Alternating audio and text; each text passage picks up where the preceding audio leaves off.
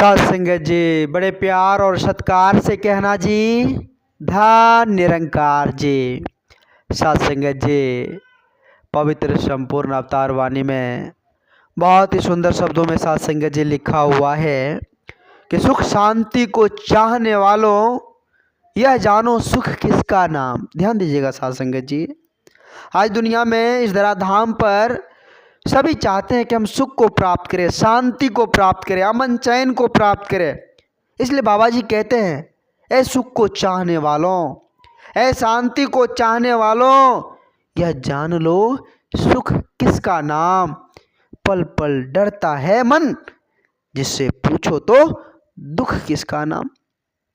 यह मन तो साध संगत जी पल पल डर रहा है। कैसे बात बनेगी साध संगत जी? यह मन पल पल साध संगत जी डर रहा है, बात बनने वाली नहीं है। इस मन को साध संगत जी सच्चे सदगुरु के श्री चरणों में समर्पित करना होगा। इस मन को कहना होगा, ए मन धीरज रख, ए मन धीरज रख, और पूर्ण विश्वास इस परम पिता परमात्मा के प्रति, अपने सच्चे सदगुरु के प्रति रख। फिर आनंद उठाएगा, असली सुख को पाएगा। साध संगत जी कहते हैं कि बिन पहचान के वस्तु ढूंढे तुझे कौन समझाएगा। अरे भैया, बिना जाने बिना पहचाने वस्तु को ढूंढ रहे हो, कौन समझाएगा। साध संगत जी कहे अवतार बिना घर जाने पहुंच तू कैसे पाएगा। घर जाने ही नहीं है, पता जाने ही नहीं है, कैसे वहां तक पहुंचेंगे। साध संगत जी पहुंचाने वाले का संग करना होगा। साध संगत जी ब्रह्मज्ञानी संत जो है उसके श्री चरणों में नतमस्तक होना होगा। फिर जाकर साध संगत जी इसकी पहचान होगी, फिर इसका ज्ञान होगा, और साध संगत जी हम असल घर तक पहुंच पाएंगे, असल मंजिल तक पहुंच पाएंगे। साध संगत जी आओ साध संगत जी विचार करें। पवित्र संपूर्ण हृदय वाणी में बहुत ही सुंदर शब्दों में साध संगत जी लिखा हुआ है। आज जो मैं मेरा के चक्कर में इस अमूलक समय को हम व्यर्थ कर रहे हैं, मैं मेरा के चक्कर में साध संगत जी जो ये इतनी सुंदर साध संगत जी परमात्मा के दिए हुए हर चीज़ साध संगत जी उसका शुक्रगुजार नहीं कर रहे हैं। जिन्होंने दिया है उसका हम याद ही नहीं कर रहे हैं, उसका चिंतन ही नहीं कर रहे हैं। क्यों? क्योंकि साध संगत जी मैं मेरा का अभिमान है। इसलिए कहते हैं साध संगत जी पवित्र संपूर्ण हृदय वाणी में लिखा हुआ है कि मैं में है अभिमान साधो। ध्यान दीजिएगा साध संगत जी, लिखा हुआ है कि मैं में है अभिमान साधो, तू में ये भगवान है, मैं से होती जीवन हानि, तू से कल्याण है। अरे भैया, मैं को धारण करके कुछ भी प्राप्त नहीं कर पाओगे।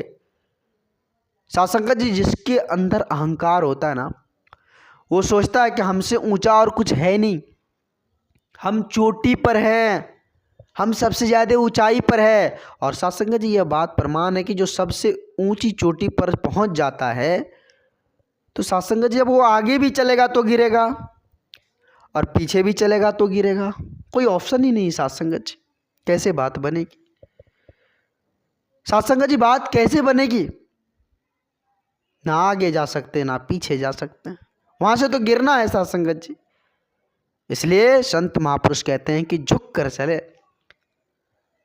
जो झुक कर चलते हैं उसे गिरने का डर नहीं होता है। साध संगत जी आओ साध संगत जी, दास एक छोटी सी विचार है, इस अभिमान के बारे में साध संगत जी दास जिक्र करना चाहेगा। एक बार की बात है, साध संगत जी बहुत विशाल पेड़ था, बहुत पुराने जमाने का पेड़ था। साध संगत जी पेड़ के नीचे बहुत छोटी छोटी साध संगत जी हरी भरी घास थी। तो एक दिन साध संगत जी उस पेड़ को अहंकार हो गया और घास से बातचीत करते हुए बोलने लगे कि घास, तुम्हारा इस दुनिया में क्या काम है? तुम तो फोकट का यहाँ हो, तुम्हारा तो कोई काम ही हम नहीं देखते हैं। हमें देखो कितनी ऊंचाई पे हैं, आते जाते राही को, आते जाते लोगों को छाया देते हैं। हमें देखो हमारी टहनियाँ कितनी मोटी है, हमें देखो हमारे पास कितने ज़्यादा फल है, हर चीज़ है हमारे पास। तुम किसी काम का हमें नहीं नजर आ रहे। हमें समझ नहीं आ रही कि तुम्हारा जन्म हुआ क्यों, तुम तो किसी काम का ही नहीं हो। सासंग जी, पेड़ को अहंकार था, अपने मोटे मोटे टहनी पर, अपने फल पर, अपनी छाया पर अहंकार था सासंग जी।